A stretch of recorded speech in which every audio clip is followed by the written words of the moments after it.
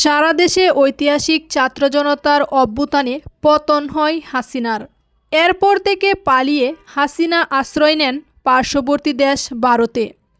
এতদিন পর শেখ হাসিনাকে নিয়ে মুখ খুলতে শুরু করছে ভারতীয় বাসিন্দারা। তারা বলছে শেখ হাসিনাকে বাংলাদেশে ফেরত পাঠিয়ে দেওয়া হোক।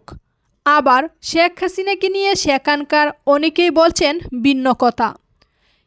এই ভিডিওতে থাকছে শেখ হাসিনাকে নিয়ে আলোচনা সমালোচনার ব্যাপারে ভারতীয়রা কে কী বলছেন। একজন ভারতীয় নাগরিক বলেন, শেখ হাসিনার জন্যই দু দেশের মধ্যে এসব হচ্ছে, শেখ হাসিনা দেশে ফিরে যাক। আর একজন ভারতীয় বলছেন, প্রাণ বাঁচানোর জন্য বা যে কারণেই শেখ হাসিনাকে আশ্রয় দিক ভারত, এটা ঠিক হয়নি। গত কয়েক মাস ধরে দু দেশের মধ্যে চলমান অস্থির পরিস্থিতিতে ব্যবসা বাণিজ্য ছাড়াও স্থলবন্দরগুলিতে যাত্রী পারাপারের সংখ্যা এক লাফে 10% নেমে এসেছে। সব কিছুর মূলে শেখ হাসিনাকে দোষারোপ করা হচ্ছে।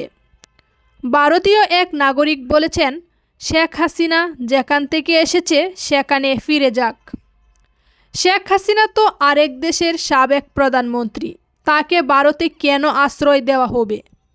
তাকে অন্য কোথাও জায়গা দেওয়া হোক।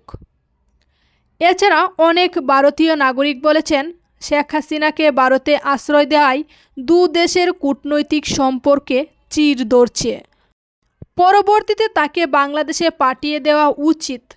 আমরা ওকে গার্ড করতে গিয়ে আমাদের অশান্তি আমরা পোহাব না। এদিকে দু দেশের পরিস্থিতি কবে স্বাভাবিক হয় সেদিকেই তাকিয়ে দু দেশের নাগরিকরা।